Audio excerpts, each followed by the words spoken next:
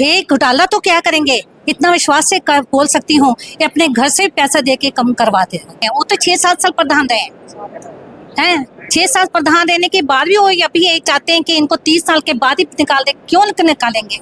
इनको भी 3 साल का और मौका देना चाहिए ना। ऐसा भी सज्जन है कि जो चिट्ठी देने आते हैं गुरुद्वारा में माथा भी नहीं टेकते हैं, इतना उनको गुरुद्वारा से लगाव है। हमारे बारे में पूछना है तो हमारी सिख संघ से पूछिए, जहाँ की है हमारे बारे में। पूरा जमशेदपुर में किसी गुरुद्वारा में आप पूछ सकते हैं, वो आपको बताएंगे कि हम अपना मुंह से मैया मिट्टू नहीं बनना चाहते हैं। दूसरा चीज़ और बता दें कि हम उनको बता रहे हैं कि 3 दिन या 5 दिन अंदर 2 दिन यहाँ आके समय ले लें और चाहे तो उसको सही साबित करें, नहीं तो गलती माने, नहीं तो मानहानि का उनके ऊपर में केस करेंगे। उस टाइम भी बोलते थे, जोगी बोलते थे हमारा पार्टी का कैंडिडेट है, वो लोग बोलते थे मेरे पास कैंडिडेट हो यही है। हम बोला हम किसी का कैंडिडेट नहीं है, हम संगत के बुलावे में आए हैं। बहरहाल प्रतिनिधित्व का सवाल है, वो तो संगत फैसला करेगी। संगत का क्या सपोर्ट मिल रहा है आपको? वो तो पहला तो बात है कि हम पहले भी नहीं आना चाहते थे, 2022 में भी संगत सर्वो है। अगर संगत चाहेगी हम आगे आएंगे, संगत नहीं चाहेगी हम नहीं। सिखों की आबादी इंडिया में 2% है और इन्हें 2% वाले कहकर भी संबोधित किया जाता है। जब एकता की मिसाल दी जाती है तो सिखों का नाम सबसे पहले लिया जाता है। लेकिन वर्तमान समय में 21वीं सदी में जहां गुरुद्वारा पॉलिटिक्स के कारण आपस में काफ़ी जो है द्वेष देखने को मिल रहा है। जी हाँ, मेरी मौजूदगी इस वक्त जमशेदपुर के साक्षी गुरुद्वारा साहिब में है, जहाँ पर वर्तमान प्रधान जो है सरदार निशान सिंह, उनके ऊपर काफ़ी इल्ज़ाम लग रहे हैं। इल्ज़ाम बोले तो यहाँ पर जो सोलर सिस्टम लगाया गया था उसको लेकर। तो बिना देर किए चलिए उनसे जुड़ते हैं और जानते हैं कि मामला क्या है। जितने भी वोटर हैं जमशेदपुर के ये हैं, सब जानते हैं सही क्या है गलत क्या है। लेकिन आप लोग को भी वो गलत बार बार न्यूज़ दे रहे हैं, आप लोग को भी उसके ऊपर में क्वेश्चन लेना चाहिए, आंसर लेना चाहिए। क्योंकि कहीं ना कहीं मीडिया के ऊपर भी उंगली उठती हैं कि बिना सबूत के आप लिख देते हैं। हमने 1-2 पहले पत्रकार को बोला था कि कम से कम आप इंक्वायरी लिखने से पहले इंक्वायरी कर लेना चाहिए कि सब्सिडी मिलता है कि नहीं मिलता। उन्होंने ही की थी। दूसरी चीज़ और भी उनका रिकॉर्ड ऐसा ही रहा है 10 साल में कि अपना स्वार्थ के लिए, वो जहाँ यूनियन हो, चाहे राजनीतिक पार्टी हो, जहाँ सामाजिक कार्यकर्ता हो, जहाँ धार्मिक में हो, वो धार्मिक में भी राजनीति आदमी राजनीति करे, ना कि धार्मिक। हम लोग का यह कि जिसको राजनीति करना हो राजनीति करे, जिसको धार्मिक करना है राजनीति छोड़ के धार्मिक कर सकता है। सामाजिक कार्य करना कि हर समाज में, हर देश में राजनीति भी चाहिए, सामाजिक भी चाहिए, धार्मिक भी चाहिए। तीनों पहलू अलग अलग है।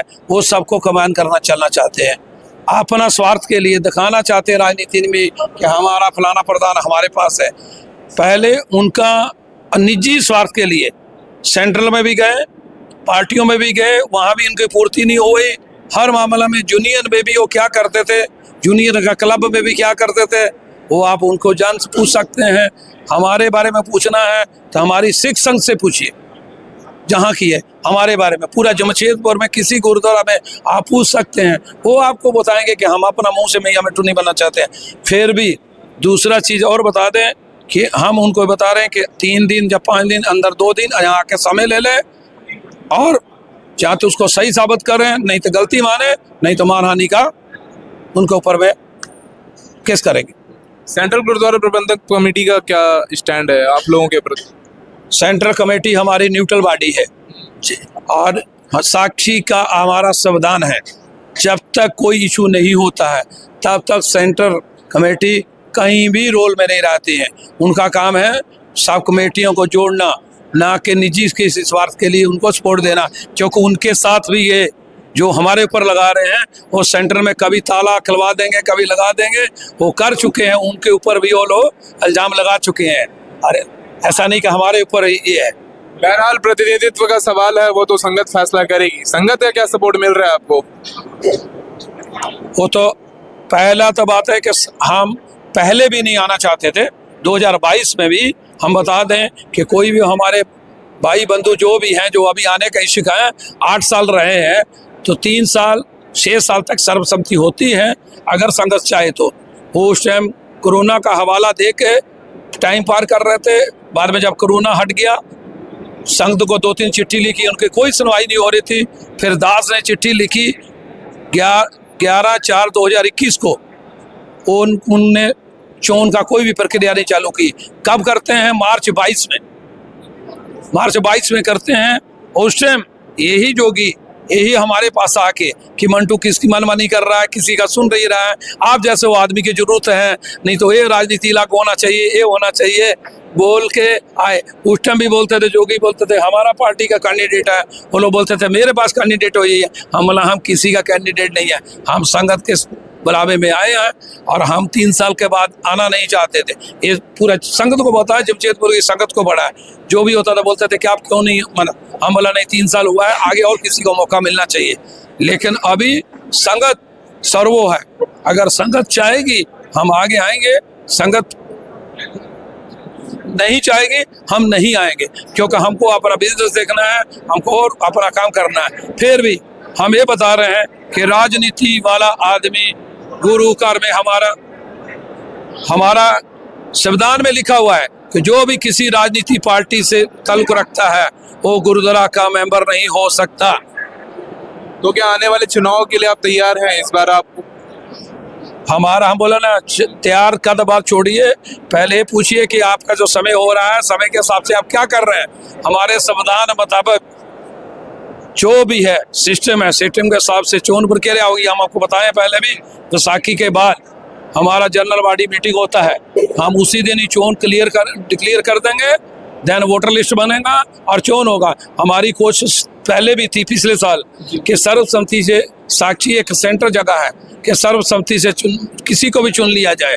हमें ये नहीं चाहते थे उस टाइम कि किसी को भी जिसको संगत चाहे, लेकिन अगर संगत एक में बहुमत नहीं होता है किसी कारण, तब आपको वोटिंग के थ्रू होती है। इस बार भी कोशिश होगी, अगर नहीं होगा तो संविधान के मुताबिक वोटर लिस्ट होगी जिसमें कोई भी दावेदार हो सकता है।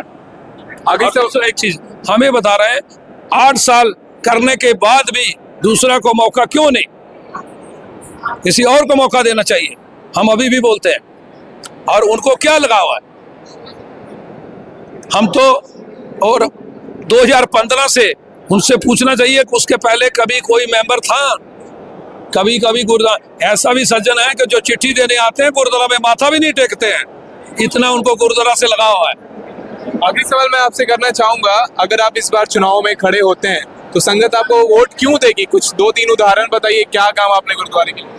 मगर बात का बात है, पहले चोन प्रक्रिया में जाएगी, कन्वीनर चुना जाएगा, कन्वीनर के बाद में वोटर लिस्ट के लिए आदमी वो बनाते हैं, फिर उसके बाद संगत फैसला करेगी। संगत फैसला करेगी किसको ये करना है, किसको कैंडिडेट बनाना है। कैंडिडेट हमारे में बहुत कैंडिडेट है, कोई भी हो सकता है। धन्यवाद सर। ओके।